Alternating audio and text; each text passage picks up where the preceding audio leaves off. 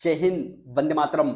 Agree journey YouTube channel में आप सभी का स्वागत है। तो भाई फाइनली आपका यहाँ पे जो है काउंसलिंग का शेड्यूल ऑफिशियल वेबसाइट पर बड़े लॉन्ग टाइम के बाद रिलीज कर दिए गए। आप चेकआउट कर सकते हो। कहाँ कहाँ चेकआउट करना है? JNKBB, RBS KBB या क्रिप्स ऑनलाइन के ऑफिशियल वेबसाइट पर आपका शेड्यूल यहाँ पे रिलीज कर दिया गया है। ठीक है, तो फाइनली आप चेकआउट कर सकते हो। लेकिन अपन डिटेल में इस वीडियो में बात करने वाले हैं।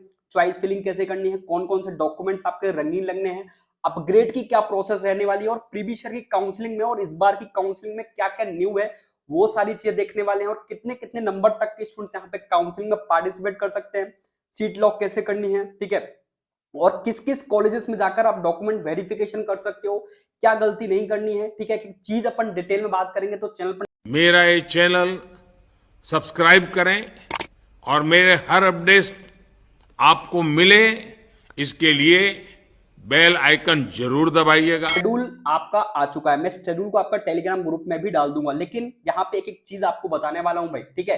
किसी भी चैनल पर आपको ऐसी चीजें देखने को नहीं मिलेगी, तो फिलहाल वीडियो को बिना स्किप किए हुए एक एक चीज को देखना है भाई आपको, ठीक है। इस काउंसलिंग के शेड्यूल को मैं डाउनलोड कर लिया है, ठीक है। आपको समझाने के लिए मैं डाउनलोड किया हुआ हूं। तो डाउनलोड में सबसे पहले आप देखो यहाँ पे जो जवाहरलाल नेहरू कृषि विश्वविद्यालय है, उसको आपका काउंसलिंग कराने के लिए इस बार जो है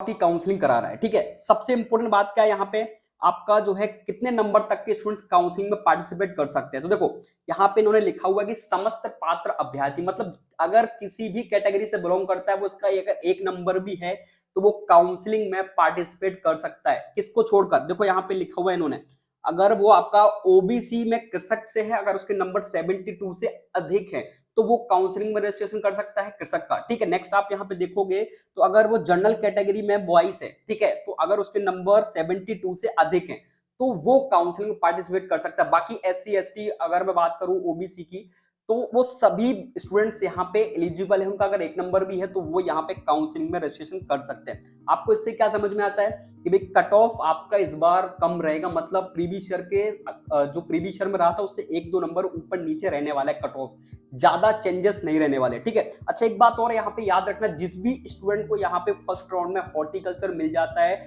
डेफिनेटली वो स्टूडेंट्स याद रखना उसको आपका चित्रकूट आपका आराम से मिल जाएगा। ये बात याद रखना, गलती मत करना। यहाँ पे अगर आपको हॉर्टिकल्चर मिल जाता है तो आपको जो है चित्रकूट में जरूर काउंसलिंग में पार्टिसिपेट करना। 101% आपको चित्रकूट में BSc एग्रीकल्चर मिल जाएगा। ये बात याद रखना, मोस्ट इंपोर्टेंट है। अब बात करते हैं काउंसलिंग की डेट्स के बारे में कि कौन कौन सी डेट्स पे क्या क्या होने वाला है, मोस्ट इंपोर्टेंट है, ठीक है। देखो सबसे पहले हम बात करेंगे BSc एग्रीकल्चर, हॉर्टिकल्चर, फॉरेस्ट्री और आपकी बीटेक एग्रीकल्चर इंजीनियरिंग की। इनकी सभी की काउंसलिंग आपकी जो है कब से 1 तारीख से 15 तारीख तक आपके काउंसलिंग रजिस्ट्रेशन होंगे और चॉइस फिलिंग की प्रोसेस आपकी चलेगी। कितनी तारीख से? 1 तारीख से 15 तारीख, मतलब टाइम आपको बहुत सारा मिला हुआ है। आराम से आप अपने डॉक्यूमेंट्स रेडी कर सकते हो। अच्छा, रजिस्ट्रेशन कहाँ करना है?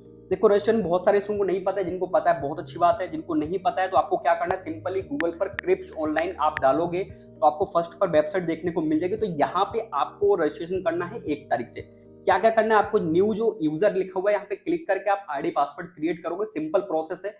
तो आपका 1 तारीख से आईडी पासवर्ड क्रिएट करोगे तो यहाँ पे रजिस्ट्रेशन आपको सिंपल करना है, ठीक है। बताऊंगा मैं आप लोगों को, बाकी आप वेबसाइट चेकआउट कर लो, ठीक है।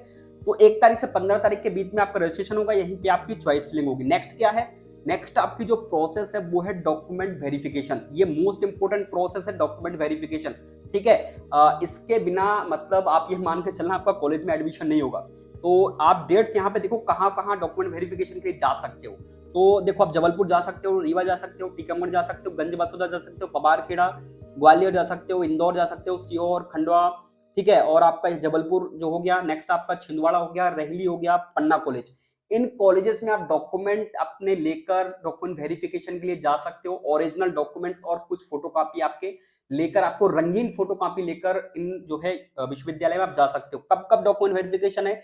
21 से 28 के बीच में आपका डॉक्यूमेंट वेरिफिकेशन है। मोस्ट इंपोर्टेंट प्रोसेस है, ठीक है। 10th 12th की मार्कशीट वगैरह आपकी रंगीन लगेगी तो इनकी भी आपकी कलर फोटोकॉपी निकलवानी है। नेक्स्ट आपका अलॉटमेंट कब है, ठीक है, मतलब आपको कौन सा कॉलेज अलॉटमेंट हो रहा है, जैसे टीकमगढ़, गंज बसोदा, कौन सा कॉलेज मिला है वो आपको पता लगेगा 1 तारीख से 6 तारीख के बीच में। आपको ये पता लग जाएगा कि भाई मेरे को कौन सा कॉलेज अलॉट हुआ है, ठीक है। तो ये डेट्स आपको याद रखनी है। नेक्स्ट इसके बाद प्रोसेस क्या है आपकी? देखो नेक्स्ट प्रोसेस है आपका जो है सीट लॉक के लिए। मैंने बताया था ना आपको ये सीट लॉक का क्या दिया हुआ इन्होंने, 1 तारीख से 6 तारीख के बीच में आपका सीट लॉक, मतलब जो भी आपको कॉलेज मिलेगा, जैसे रीवा मिला, टीकमगढ़ मिला, पन्ना मिला, तो आपको सीट लॉक करनी रहेगी, मतलब 5,000 रुपए आपको पे करने पड़ेंगे।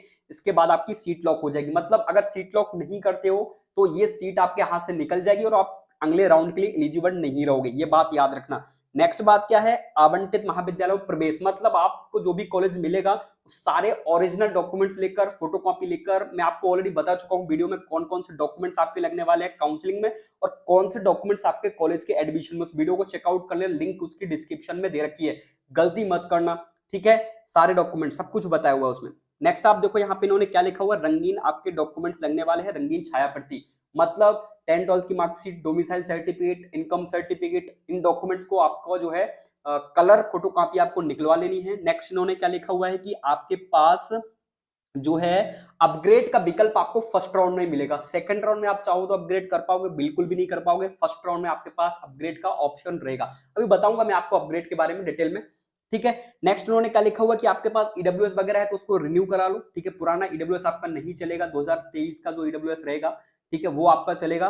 तो अभी फिलहाल में अगर 2023 का आपके पास ईडब्ल्यूएस है तो वो आप यहाँ पे काउंसलिंग में दे सकते हो। नेक्स्ट आपका काउंसलिंग स्टेप्स कौन कौन से, तो देखो आपके 6 स्टेप है काउंसलिंग के, मैं ऑलरेडी आपको बता चुका हूँ, ठीक है, आपने ऑलरेडी देख लिया होगा, जैसे आवंटन, प्रवेश, अलॉटमेंट वगैरह, ये 6 आपकी प्रोसेस है, सिंपल सी प्रोसेस है, आपने चेकआउट कर लिया होगा। नेक्स्ट है आप पे काउंसलिंग ऑनलाइन रजिस्ट्रेशन, देखो आपको बताया था ना क्रिप्स ऑनलाइन पर रजिस्ट्रेशन करना है, उसमें आपको क्रिप्स ऑनलाइन पर आईडी पासवर्ड क्रिएट करना रहेगा, उसमें आपको किसी भी प्रकार का कोई चार्जेस नहीं लग रहा है, ठीक है, याद रखना, बिना चार्जेस के आपका क्या हो जाएगा, रजिस्ट्रेशन हो जाएगा। नेक्स्ट आपको चार्जेस कहां पे लगना है, देखो चार्जेस आप जब चॉइस फिलिंग कर लोगे उसके बाद आपका जो है पेमेंट लगेगा, 550 रुपए आपको पे करना पड़ेगा, जो कि नॉन रिफंडेबल है, हर एक कैटेगरी के स्टूडेंट्स को 550 रुपए देना पड़ेगा, ठीक है। ये मत सोचना आपका वापस हो जाएगा, ये आपको दोबारा नहीं मिलने वाला, ठीक है। इसकी रिसिप्ट आपके लिए मोस्ट इंपोर्टेंट है, मतलब कौन कौन से कॉलेज भरे हुए हैं और 550 रुपए आपने पे किए हुए, वो रिसिप्ट अपने लिए मोस्ट इंपोर्टेंट है, उसकी फोटोकॉपी आपको निकलवा लेनी है एक कलर में और एक आपको नॉर्मली 2-3 फोटोकॉपी इसकी निकलवा लेनी है।